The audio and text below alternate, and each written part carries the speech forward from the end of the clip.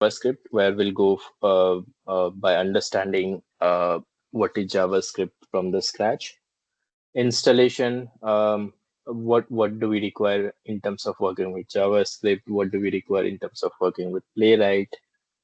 And other things we'll see in our next session, where we'll start with the JavaScript. But for today, we will once again will look for a couple of other test cases, that how do we handle few of the different things. Like uh, I'll talk about I'll talk about in our today's session. I'll talk about how do we handle the drop down elements, right? So we'll try to understand what is drop down, what are the different types of drop down we used to have in terms of any of the application, and then we'll also try to write the test cases by checking into how do we handle that. In our later part of our today's session, we'll also show you that how can we you know how can we write web and API mix test cases, so that you'll have a glimpse of how Playwright is working, how Playwright is basically helpful for us in terms of handling whenever we use an API testing as well. Okay. I hope everyone are able to see my screen. Please let me know if you are unable to see. But if you're able to see, one of you can answer if you're able to see, so that I'll start it from here. Yes, I can. Okay, great. So as we discussed in our previous session, that we have not seen like how do we install, but in general, installation of Playwright is much easier. So installation of Playwright just takes a command, which is known as npm init Playwright. Okay, this is the command to install the Playwright. That's it. We do not have to do any other things apart from this. We'll see like in detail once we start the session from tomorrow onwards for the JavaScript and other things. But if you are enthusiastic towards like how do we go about the installation of the Playwright, then this is the command which we use for installation of Playwright. Okay, so npm stands for Node Packaging Manager. Init stands for initialize, and what we are trying to initialize is a Playwright. So these three words of a command will be enough to install complete Playwright, however you are able to see over here. Whatever you see inside this particular project or framework, everything have been installed by using this particular command itself. This playwright.config.js is basically one of a file which is also known as a test runner file or a configuration file. Config means configuration. Okay, so whatever you see inside this, you might be wondering that, okay, you have to write all these kind of things. No, whatever you see inside this particular things, like starting from the line number 1 to line number 84, everything have been installed by Playwright itself. Everything have been declared over by Playwright itself at the time of installation. And how do we install? By using npm init Playwright. Okay, this anyways I'll cover up in our later part. Before like installing Playwright, we also have to install Node.js and other things we'll see in our next session, where we'll be starting with the installation. For our today's session, I'll cover up one of a scenario which used to be a general scenario in terms of the test automation for any of the application that we work through, is a drop down.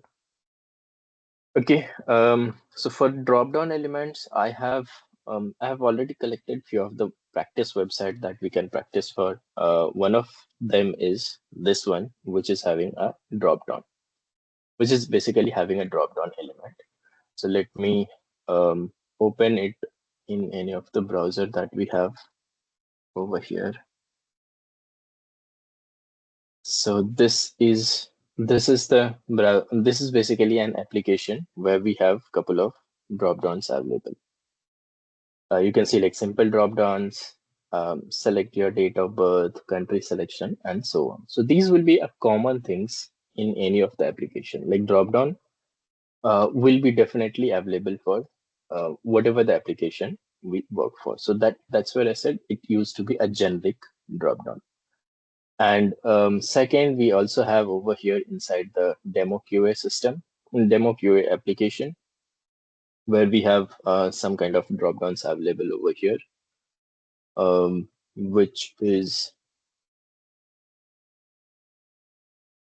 which have been given in different formats that they have given. One is like autocomplete, where we can type something and that will display. That is also known as a dynamic dropdown.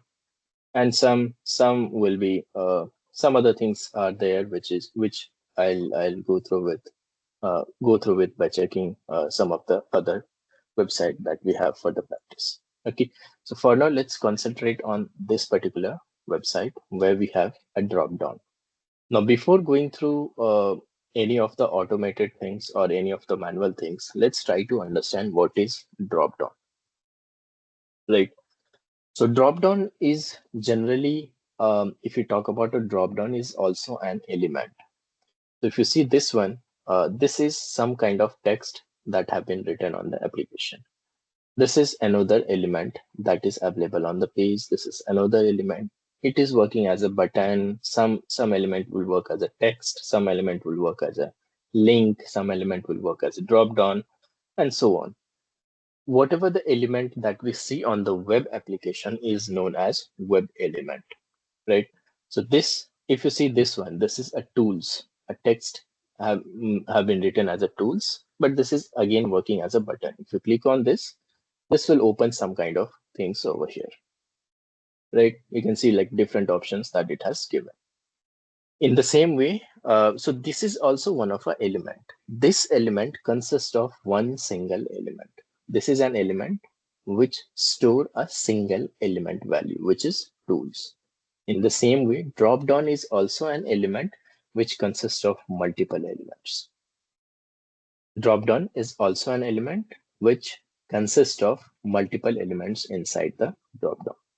It can have a defined number of like it can have a certain set of values that will never get changed. It can have a certain set of values that will keep on changing. For example, if I talk about a drop down which is a gender drop down, right? So in terms of gender drop down, we'll be having maximum will have like three values inside that: male, female, and others, right? In general, that will have a male, female, or if they add extra, which will be an others. So that is an static drop down, right? When we say like static drop down, basically what we are trying to discuss over here is a drop down. So in general, drop downs will be of two types. Drop down in general used to be of two types. One is static drop down. The first one is static drop down, and second one is a dynamic drop down.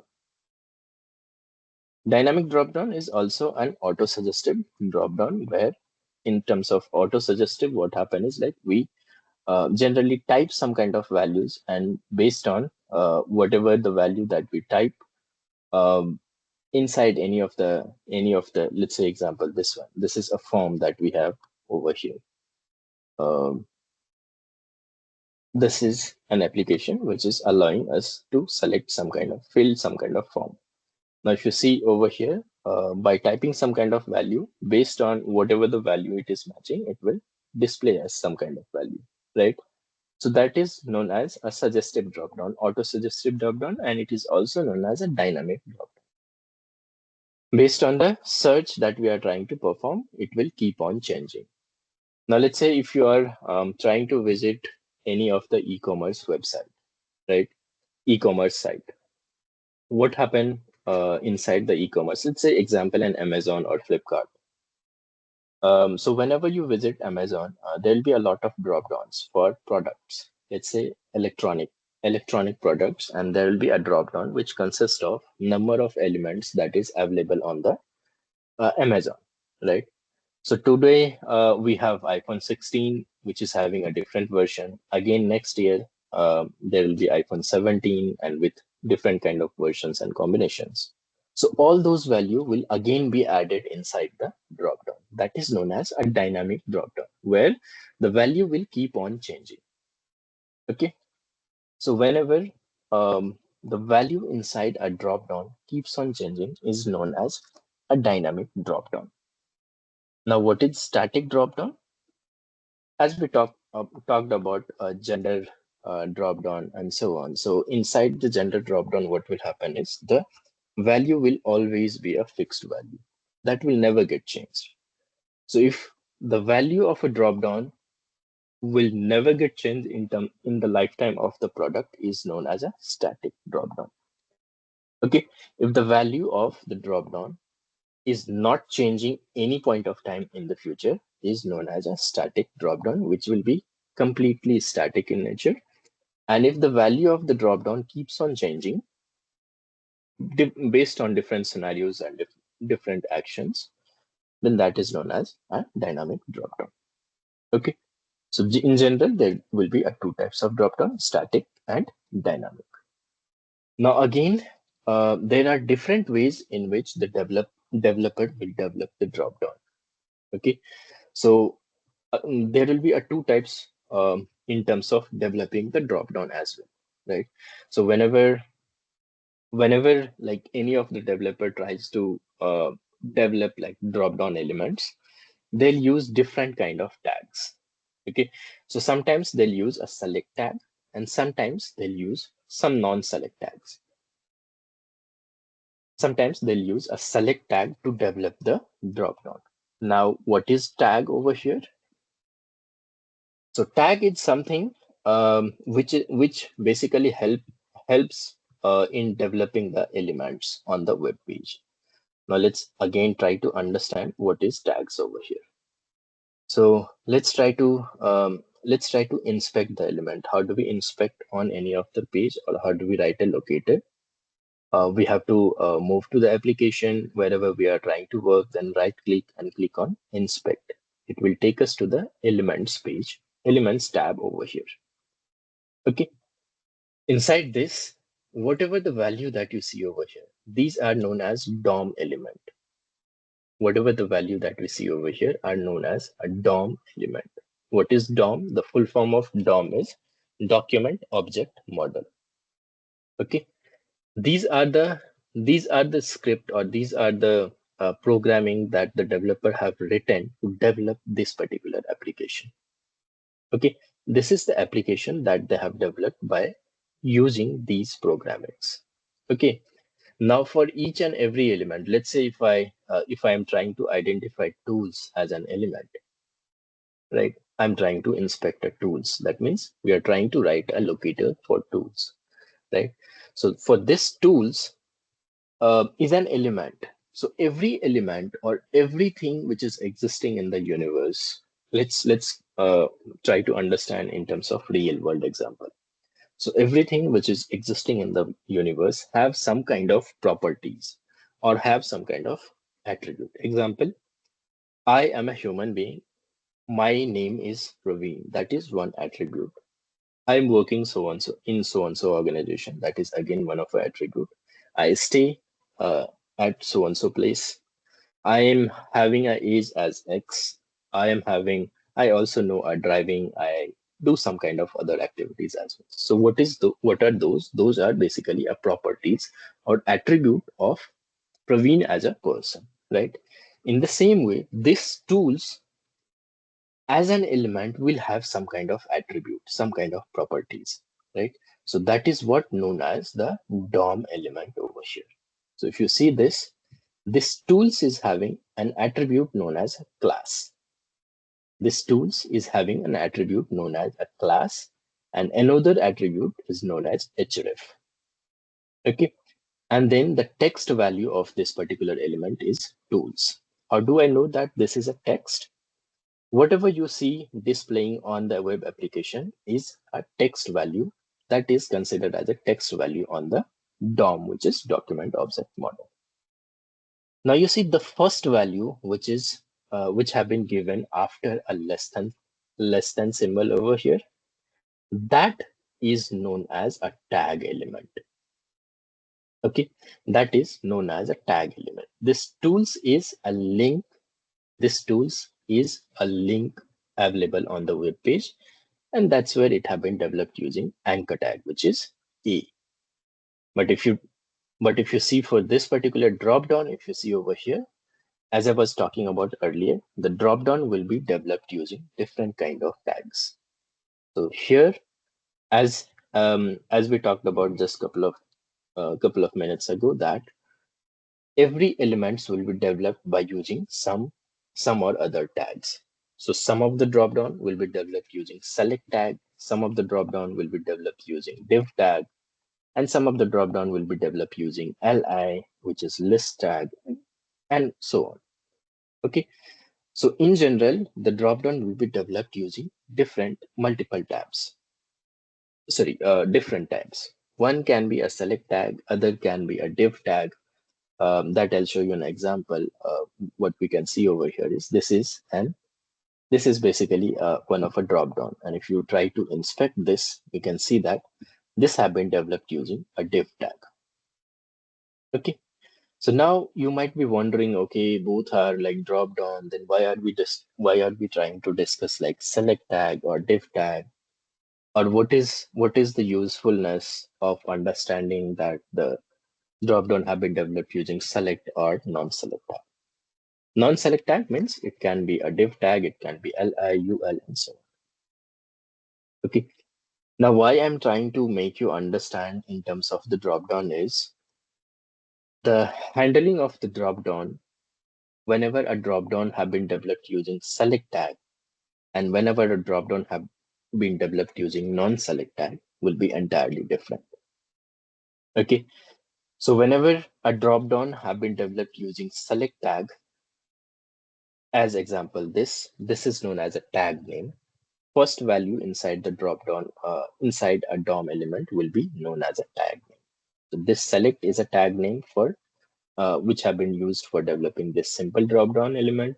This div is a tag for developing some other things. H2 is a tag for developing header of this particular page, and so on.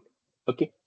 Now option is the tag name that have given for whatever the option that it is, the value that it is displaying inside a drop down. Okay, so now let's move to our session over here on the page where we are trying to write the test case. So whenever a drop down have been developed using a select tag. Okay, so if a drop down have been developed using select tag, then we can handle it by using a method that Playwright has given is known as select option.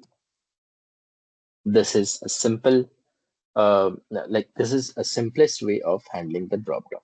Whenever a dropdown have been developed using select tag, Playwright has given a method known as select option, which will be able to handle the which will basically be able to select any of the value, whatever the value that we try to select from the dropdown, it will be able to select directly without doing any operation, without even clicking on the dropdown. Now, this select option will accept a couple of things. It can accept either a value or index, or it can also accept a label value for an element.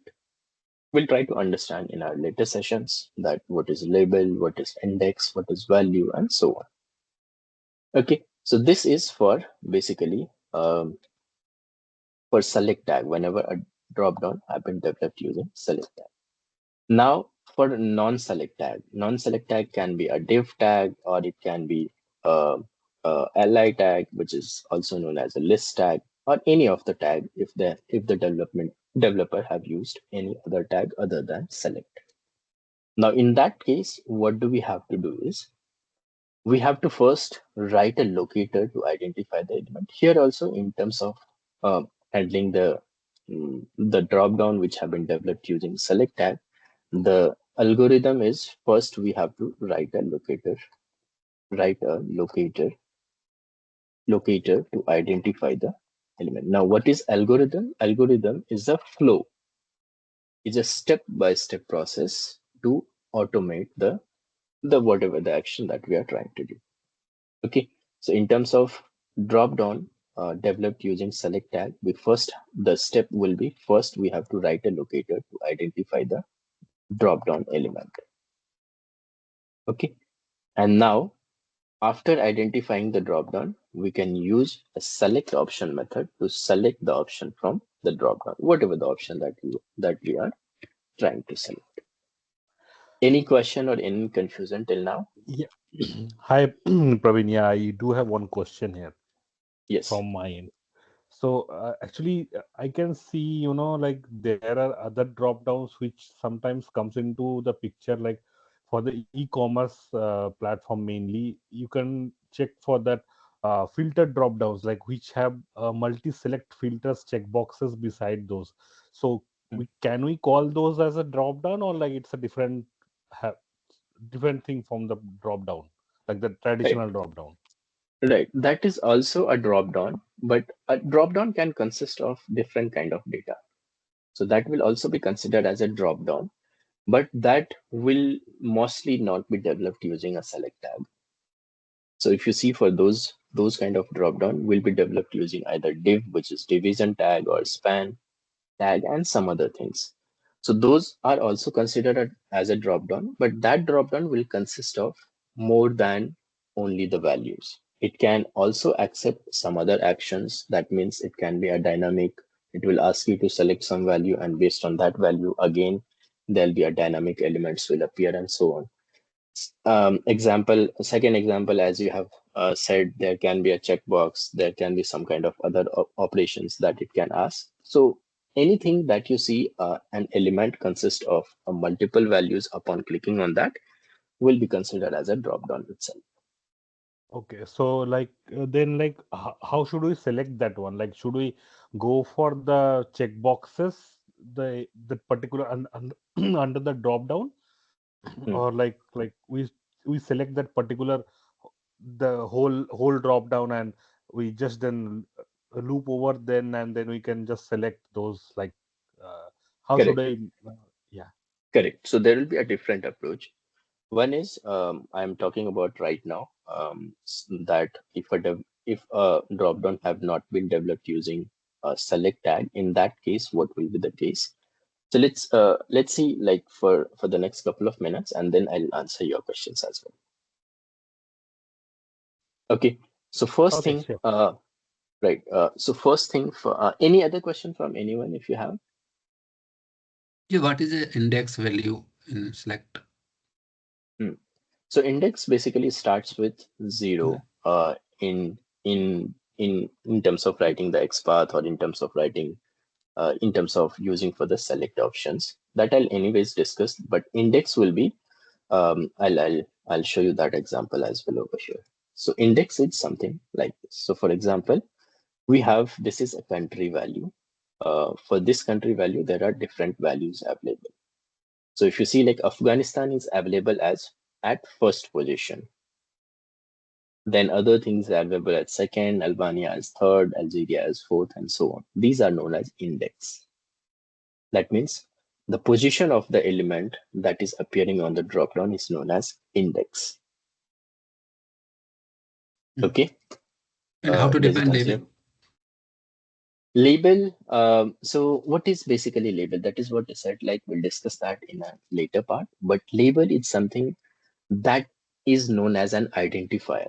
Label is an identifier. Now, example, if we talk about, so this is a field. What is this field? Let's say for a time being, what I'll do is I'll just remove this from here. Okay. So now this is a field. Now none of the person will be able to identify what I have to fill inside this, right? If let's say name at the rate example.com is not available, then none of the person will be able to identify that. No, like even including me, will not be able to identify that what is this field and what we have to do over here, right? So these are the things that is considered as a label element. For example, this radio button mail is a label. mail is considered as a label. Now, why it will be considered as a label? That is an identifier for this particular radio button element. This female is identified for this, other is identified for this. In the same way, this email, whatever the email that was available over here, is an identifier for this particular element, right? That is what known as a label element. And label element will always be developed using a label tag over here. If you see this one, this have been developed using a label tag. So label is just an identifier, or in terms of the dropdown, whatever the value that we see over here is also known as a label for the country. Okay, that means that's just an identifier for an element. Does it answer your question? I believe Rahul. This is value level is both same, because we select Afghanistan in India, so Right. this is a value, but level, what is exact Right. value means Most of the drop down time, list. right. Most of the time, value and label will be same. 90% of the time, value and label will always be the same. But sometimes, if you try to check for this particular element, let's say try to identify this one, and you go inside this, so they have given a value, some other value. So value will be a short form name of the element that it is displaying. Sometimes they'll give a value as an attribute. If they are not trying to give any kind of value, then we can directly use the text value that it is displaying inside the element, inside the dropdown. Okay, for example, if you see inside this, we have again a value that they have defined. So value is just an attribute for an element. They can provide any kind of identifier for the value over here. Okay, value, most of the time, whenever they define any drop down, and if they have provided an attribute known as value, then that will be a short form to identify the element inside the drop down. Okay, does it answer your question? Yeah, got it. Okay, great. So now let's again move to our, where is that?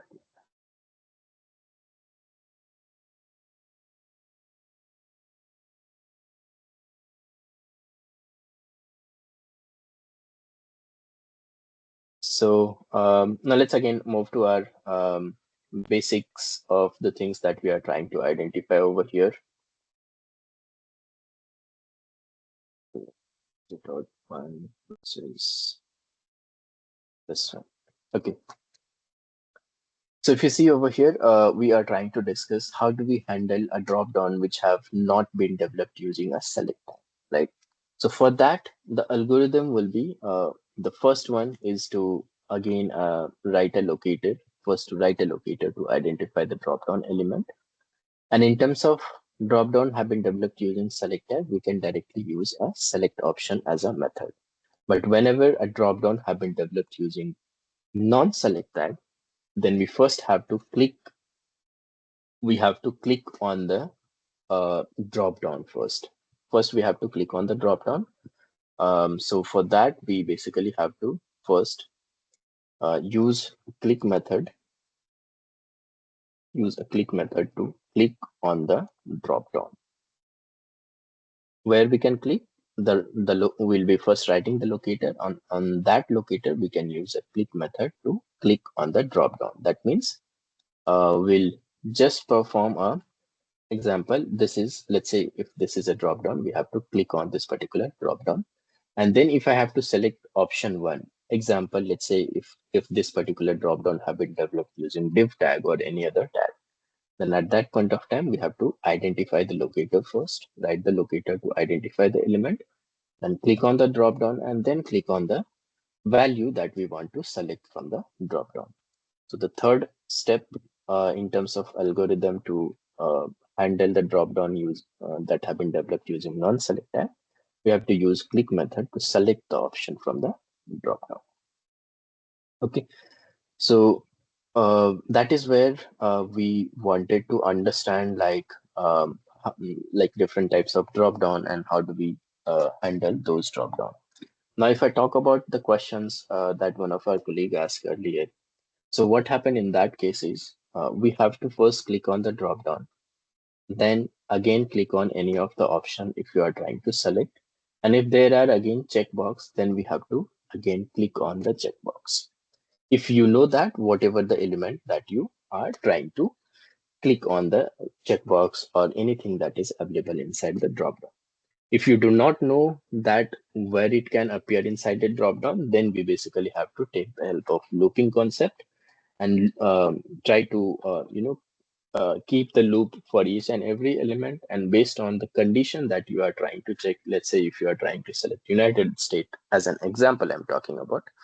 So if you're trying to select a United States as a checkbox, then you keep on looping for all the elements, get the text value, and then try to search if the text value or the product value is matching with your required product or not. Wherever it is matching, you can click on that particular checkbox. Sorry to interrupt, Praveen.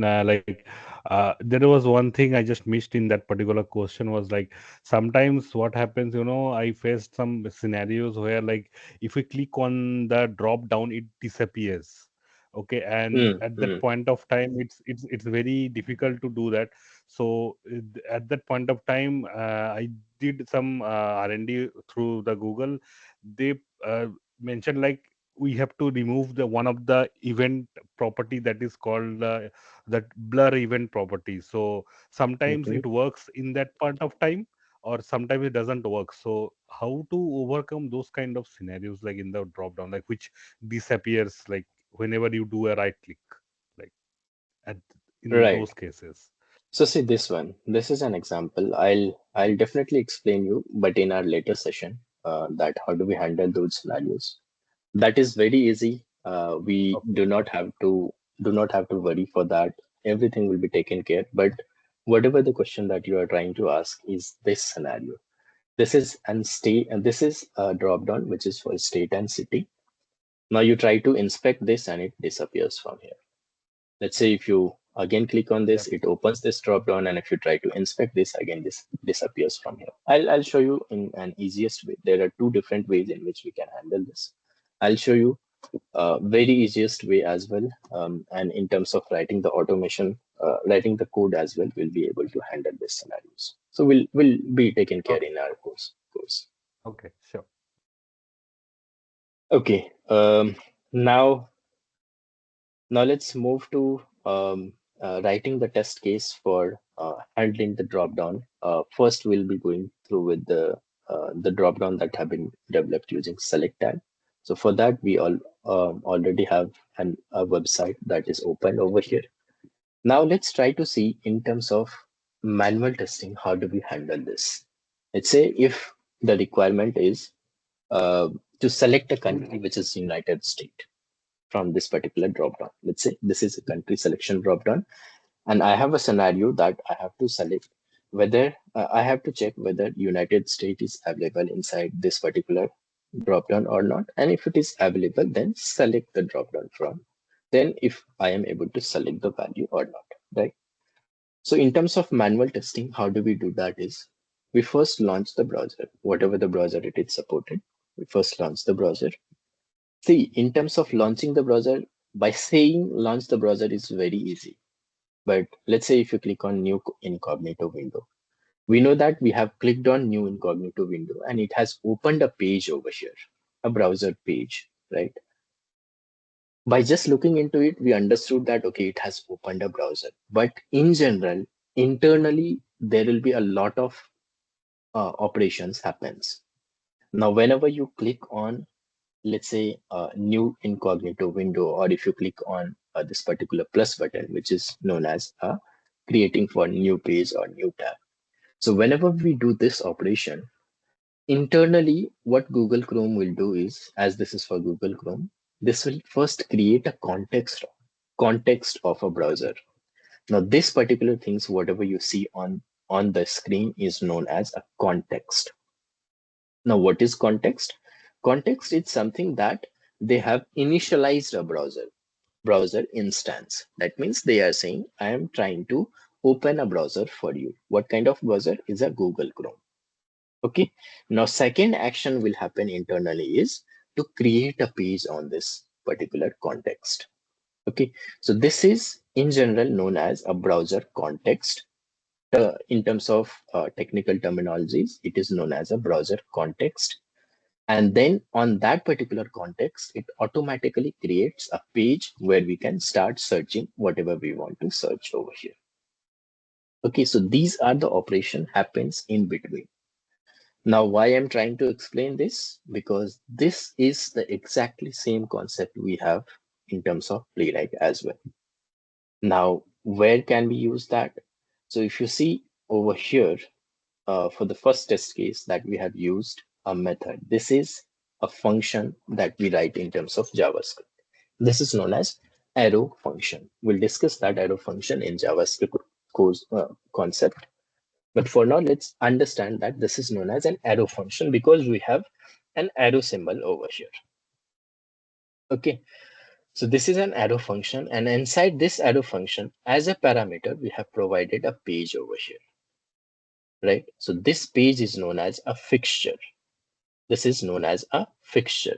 Fixture, in general, fixture is used to be a special type of method which basically do some kind of operation.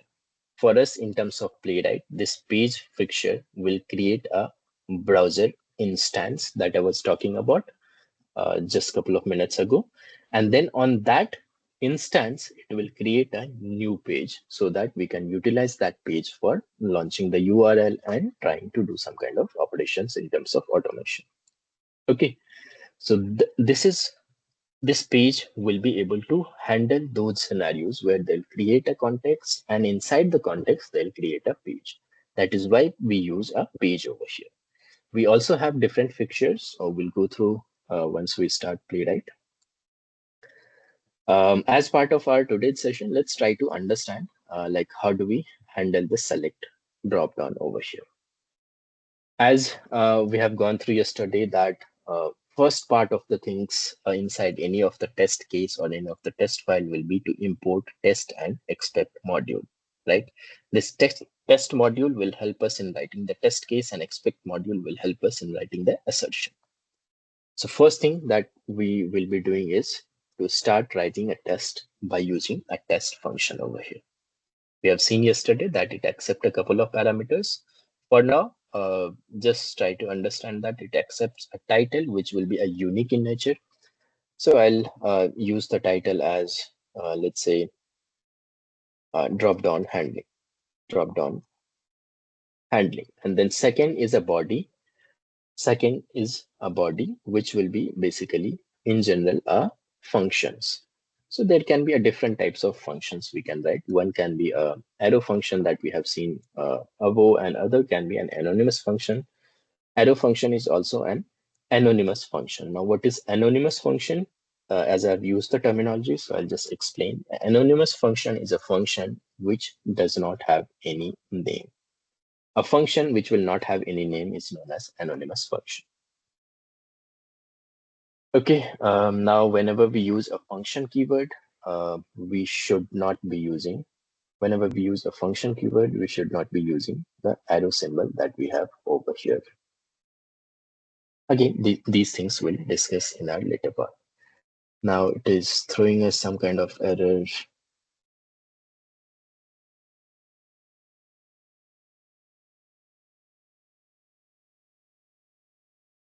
Let me try to check why it is throwing error over here.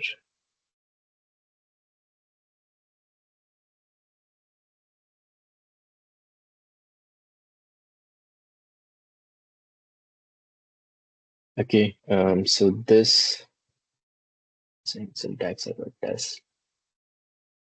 Missing semicolon at line number. Okay, let me do this as this one and then make it as this one. Okay, so this is something that we have used. Let me remove this one.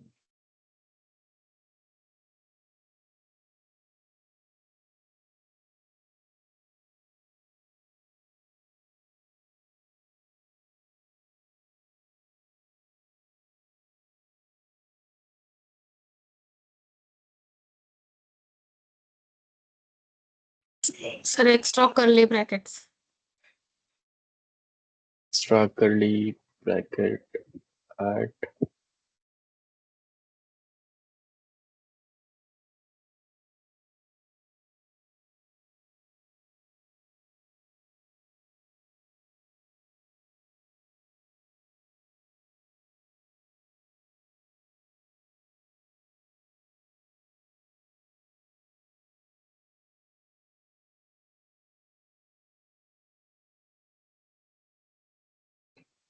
let's do one thing over here.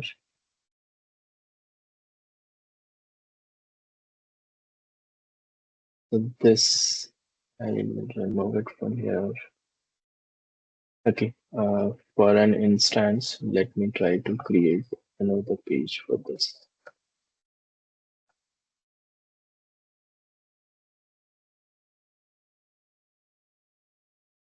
Okay, so I'll just copy paste this one inside our another file. I'll create a file which I'll just give it as let's say dropdown spec.js, and inside this we'll try to write this one.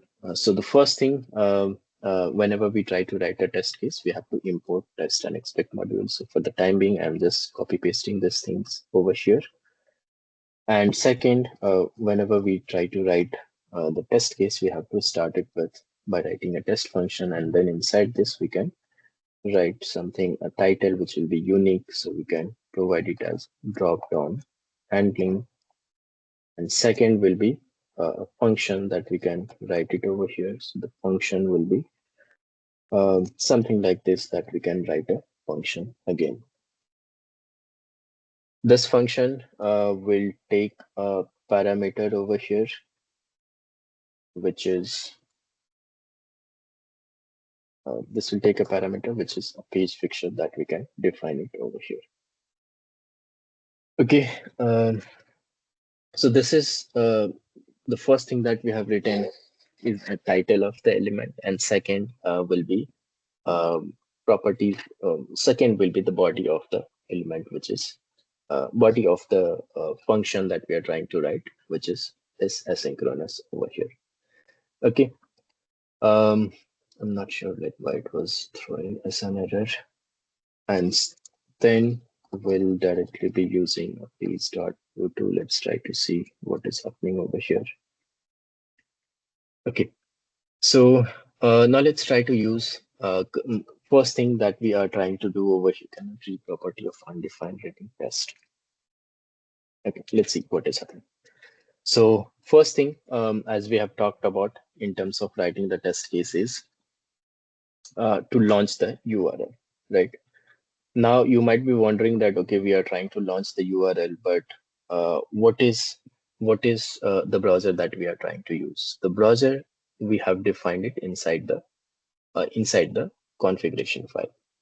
Okay, so whatever the browser that we can use, I have commented all the other browsers. We are currently using a Chrome browser over here.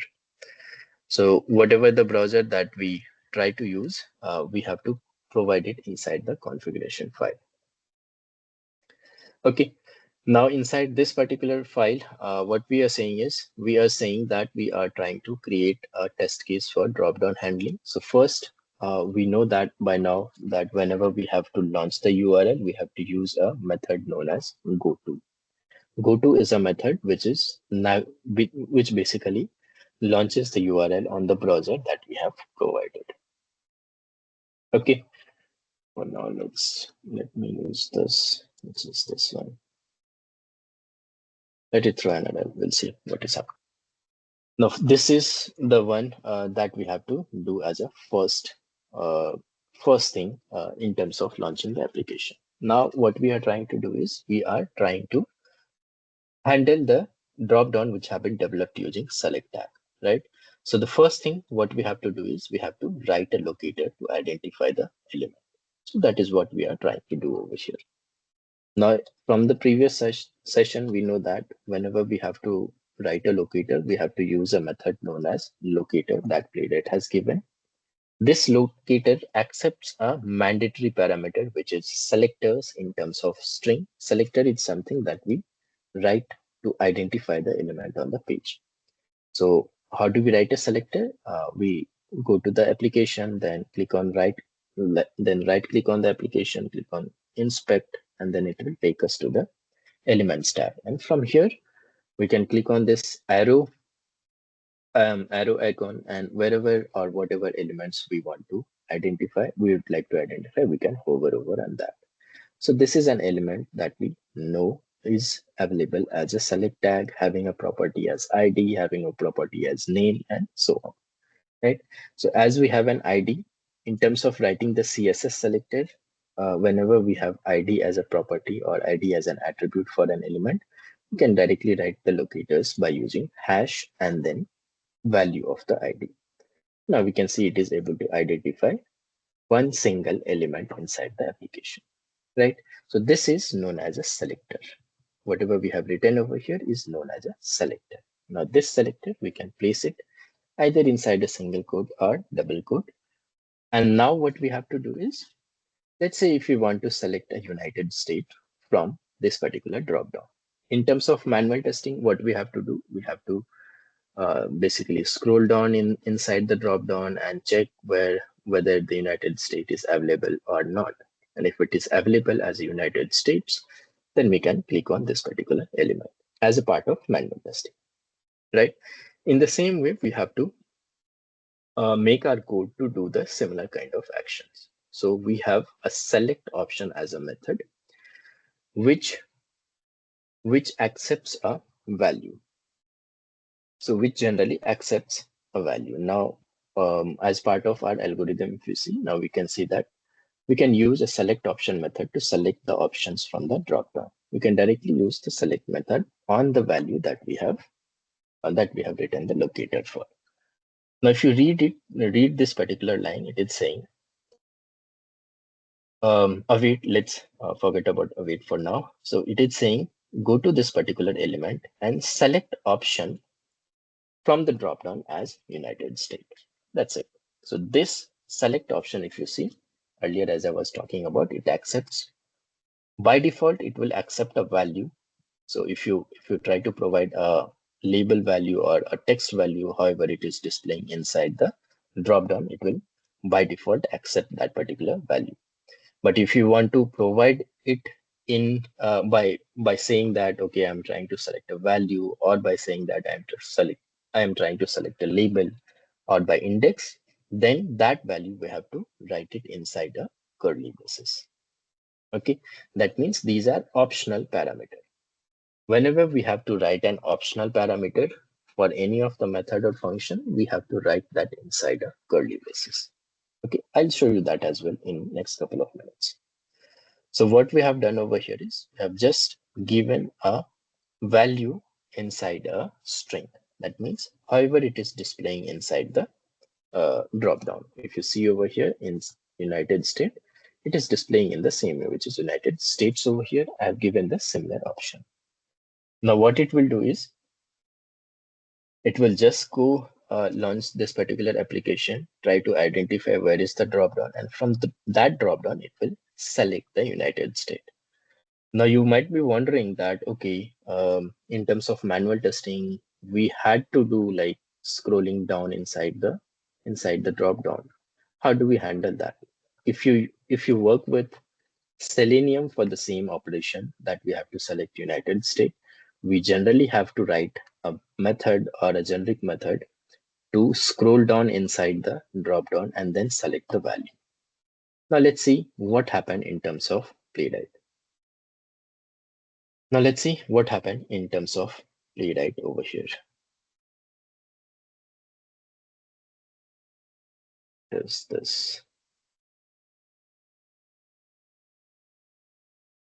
Okay, let it go. Let's see what is happening over here. So we'll run this particular test case by just running it like this is test, which accepts a title, which also accepts a body over here. Right, okay. So let's try to see how do we run. So to run the test case, we have a command known as npx playwright test. This npx playwright test command will run entire test cases. If we are trying to run only single test cases, at that point of time, we can provide the uh, path value, whatever the path value that the the path of the file that we are trying to run. The path of the file is test this folder, and inside this folder we have created a file which is known as dropdown.spec.js. Okay, so the better way of naming convention is it should start with the lowercase, and then if there are multiple words, then first character of the multiple words will start with uppercase. Let's forget that for now. And now we are saying that we are trying to run a test case which is available inside drop-down page. Now what it does is it launches, and you might not have seen that it has already selected a United States. Now let's see, I'll just wait for a static timeout for 3 seconds to see visually that whether it has selected the United States or not, right? So let's see once again that how does it handle it over here. Now it launches the URL, and we can see that it had selected United States over here. Now, how did it select it? How does it scroll down in the page? To scroll down in a page in terms of Selenium, we basically have to take the help of JavaScript executor, right? In terms of Playwright automatically take care of scrolling down inside the page as well. So if it has to scroll down on the page, it automatically scroll down on the page as well, till it basically or by default scroll down till the element is available on the page. Wherever it finds the element till that particular location, it will automatically scroll down inside the page. So that is also one of our advantages that we have in terms of Playwright, where it automatically scroll down on the page and select the value. Okay, now this is one way where we have said that we are trying to directly select by using the value that using the label or select or the text value that it is displaying on the or inside the dropdown. Now, how can we use this particular value that it has given over here? Okay, so let's say if I have to select some other country, I am providing over here as a value equals to DG. So I'm selecting this particular value over here. Now, whenever we have a value as an attribute for the dropdown element, we can also directly write the values for the element that we are trying to select. Okay, if the attribute of the element is available as a value. If it is not available as a value, then we can not provide it over here directly, which is value. Anyways, that at that point of time, we'll not get the value for the element. So we do not have to worry for, but if it is available as a value, then one way we can directly provide the value that it is displaying for the element. And second way, as we have just seen that whenever we have to provide a optional parameter, we can provide it in this way, which is value colon whatever the value that we are trying to insert or trying to select. So if you see select option, value is a parameter, value is the key, and then the value for this particular value will be in the form of string. So what did we do over here is we are using a select option method and saying that select a value where select the element from the dropdown where the value is equals to tz. Okay, and one of our colleague asked for like indexing system, like how do we use the indexing part as well. So to use index as well, we have to provide it in this way, that is index, and provide the index in a numerical format. So let's say 34, I'm saying. That means what it will do is it will try to select the 34th index from the element, from 34th index from the drop down value. That means 35th element will be selected. The index basically starts with 0. Index starts with 0. We'll talk about what is index start with 0 in our later part of our session. Now let's again try to run this, and we'll see that how it is trying to run this particular value that we have given, which is using a value and using the index over here. So it launches the URL. First time it will select United States. Second time it will select some other value, which is Togo. And third time, whatever the 35th element will be available that it has selected over here. Okay, if you see the reports that it has generated, and we can also see the report. In the report, we'll see like the complete details that it has generated, the complete step that it has followed, the screenshot that it has taken, and then the videos also it has automatically generated over here. You can select like all the operations that it had done in terms of recording as well that it generates after completion of the test cases. Okay, so this is how we generally handle drop down which have been developed using select tag. This is very simple in terms of handling the drop down. As we are sort of time over here, so I'll not be able to cover up div like drop down that have been developed using other than select tag. I would again request you people that if you have not shared your contact number and name, please try to share today as well. If you have already shared, please ignore. If you have not, then please try to share your contact number and the name, so that after this session, we'll share you the documents that I was trying to follow in our previous session, which is this one for the complete Playwright tutorial.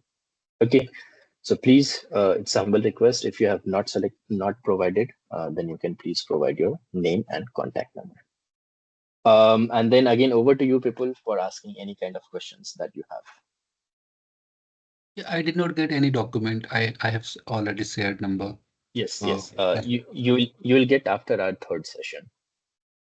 Okay, fine. You'll get all the documents after our third session. So do not worry for that. Yes.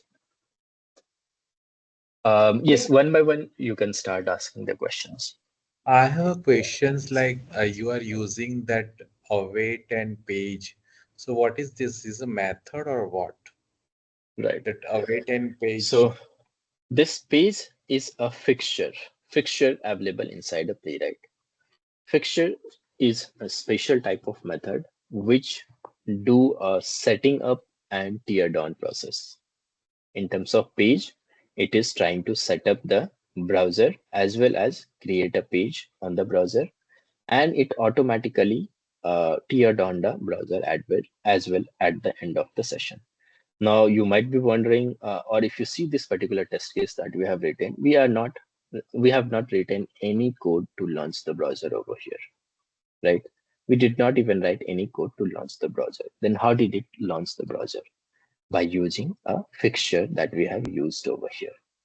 Now at the end of our test case, we did not write driver.close or driver.quit as we write in terms of Selenium, right?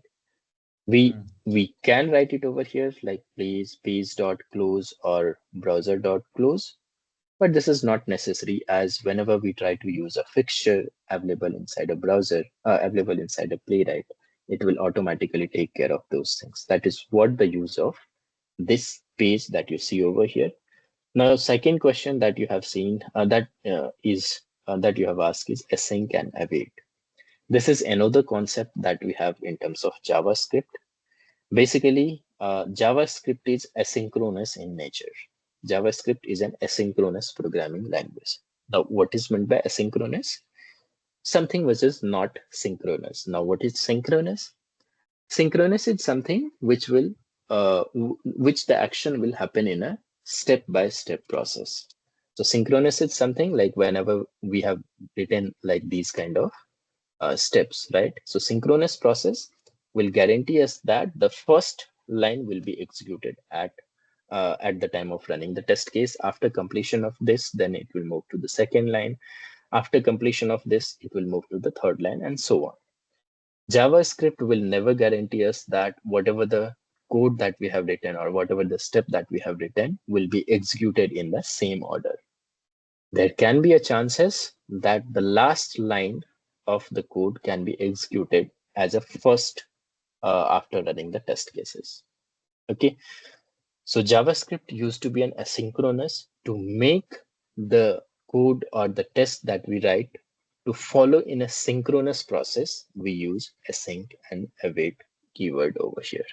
So that's where you might have seen that async we have used on the function level and await we have used on each and every lines of code. Why do we write await?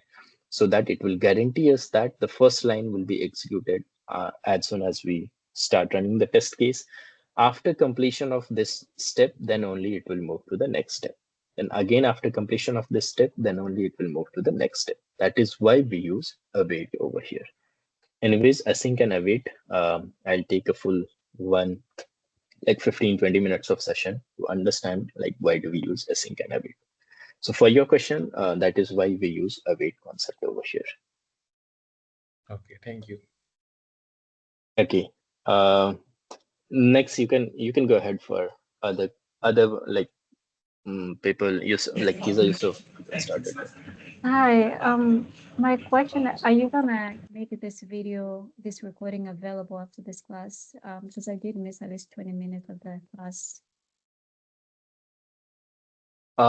So for this, we have to connect with the admin, like whoever you are in contact with, they'll upload the recordings. Okay. I do not have control on that to upload the recordings because I do not take care of that. So there are people who take care of. Probably you can connect with them, whoever you are in contact, and they'll help you out with that. Okay, so but moving forward after tomorrow, where are you guys gonna have some kind of like a Google file where we can easily access? Because like just like someone said earlier, we did provide like our email where you guys were supposed to send us the document, but it was never sent out. And I understand you're waiting till tomorrow, but is there a place that you guys going to host all this, the classes video and the documents All right. moving forward? So we will be having one particular playlist where all the recorded videos will be stored, and Okay. whatever the email that you have provided for that particular email, you will get the access for. Second Okay. thing, you talked about the documents, as I have answered for one of a person. So after our third session, which will be probably tomorrow, Okay. so after our third session, you will get all the documents, whatever we have discussed in our session as well. Okay, sounds good. Thank you. Great. Yeah. Okay. Hi. Yes. Yeah, today we learn about the selecting drop-down. So there is a scenario that one drop-down is depending upon the other. Like in a state and we have some cities. So how do we handle that? Suppose if I select as a Maharashtra, then only the cities will be available only from that state. So like Right. dependent, yeah, So they're the same. if Yeah. you see this one, this is like you select an NCR and then this will be Yeah. applicable over here, right? Yeah. So what happened in terms of Playwright is we first have to select this one. Let's say you selected Rajasthan over here, and after that this button will be activated, right? So what do we do generally in terms of automation is we select the value over here and then we go and click on this particular drop down, whatever the dependent drop down is. So as we talked about yesterday, that Playwright will automatically check whether the element is available, visible, and clickable on the page or not. Unless and until it is visible, enabled, and clickable on the page, it will not do any kind of actions. So till it become clickable, it will wait for this particular element. As soon as it become clickable, it click on the drop down, and then from here we can select. So however you are trying to select in terms of manual, like how do we do that? So we select some of the value, and after that it opens the drop down over here, and from that drop down again we have to click on this drop down and click on the value that we are trying to select. This is But this right. yes, It yes. is similar that we have discussed yesterday as well by just going through with this particular scenario, this particular automation itself. Okay, but for the suppose I selected as a Uttar Pradesh, but I know the what are the cities are available. So do we need there to pass the array for each and every state? Right. So if you do not know what are the different values it can appear inside this particular things, then we can get all the elements available inside this drop down, and based on our requirement, we can select by using a looping concept. If we know that if I select, let's say Uttar Pradesh over here, and then Lucknow is available, then we can directly go and click on the value that you know that it is appearing inside a drop down. For that, you do not have to provide any of the list or array that you are talking about. So if you know the value that it is available, whether we have to scroll down or whatever we have to do, you can directly provide the value that it is displaying. If you do not know at that point of time, you can select all the values from the drop down, and by running the loop, you can check based on whatever you are trying to select, and then based on that, wherever it appears, wherever it is matching, you can click on that particular element. Yeah, okay. I hope it answers your question. Yes, yes. Thank you. Okay. Yes, please. Next one. Yeah, hi Praveen, I'm Deepti. I joined Great. today only, so Mhm. I'm not sure if it was asked in the last session. Just wanted to check, do we have any prerequisite for this course? I'm Mm. related to programming language. I'm asking because Okay. I'm from a totally manual testing background. Okay. So for this particular course, we do not require any prerequisite apart from understanding the usability of the like computer or laptop. I'll give you. Okay. I'll talk about a story that we had. One of a person, not only one, but I've taught a lot many people. But one of a person was there who was from a non-technical background, and she has done a BCom, which is commerce background, like from the commerce background, and she has joined a course to join in like to go ahead for the IT sector. And probably you'll not believe she was the one who topped in terms of the in terms of like the recruitment purpose. And from whatever she was applying for, she basically applied for a freshers because she was working in some accounting part and all. She applied for a freshers, and she got a very good package as well for 7.5 lakhs as a freshers. So the only thing that you require in terms of prerequisite is to knowing like how do as you are working on manual testing, so you know completely how does it handle in terms of computer and laptop. Second thing, what you have to do is whenever we start courses or whatever the concept that we discuss, you just have to practice it out. If you practice it, I'll just guarantee you that everything will be taken care inside the courses itself. Thank you so much. Great. Okay. Next again, I believe like is trying to ask anything. No? Okay. Okay. Yeah, no, I'm trying to answer one more Yes. question. So yesterday, sitting there with, I don't know if it was you, were you the one who taught the class yesterday? Sorry, I didn't get your question. Were you the one who taught the class yesterday, the demo? Yes. Okay, so I was the one that was talking, I was the one who was talking to you on WhatsApp, last night, at least over here. Oh, okay. Okay. Yeah, Understood. and okay, so I wanted to just like confirm, I know this is with Isha, in terms of like how long are we gonna have kind of like the research, and what kind of research are you guys going to provide with this class, such as, for example, like tutoring, and how long are we gonna have access to this material? So on the Isha side, that's kind of like what I wanted to confirm as well. Right. In terms of asking this questions, probably you can connect with the person you are in contact with, the Isha. Second thing is, if I talk about the documents that, let's say, if you have received any kind of document or recorded sessions, that will be accessible a lifetime, like that will have a lifetime access for any kind of recordings, and the document that will be shared. Okay, what about tutoring. Plus, I know like with the class in here, there's people with different experience. Some of us, like the group previously just said, that coming from manual, and we do have a project that with the reason of why we're taking this class. And there's some who are just trying to have like a fresh start within automation. Do you guys offer like them with the interview help? Yes, we do Okay. also support for the interview helps. We also support for the resume, but that is again an additional part.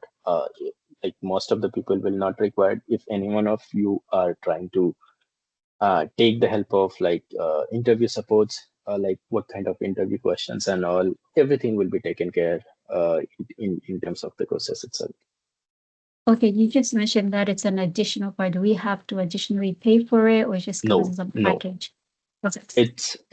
it's comes along with the courses itself, but that again Mhm. will be not generic to each and everyone, because some people are here who is just trying to upgrade their knowledge and they'll apply inside the same organization, so they'll definitely not go for the interview purpose and all. So probably they'll not go for making the resume, right?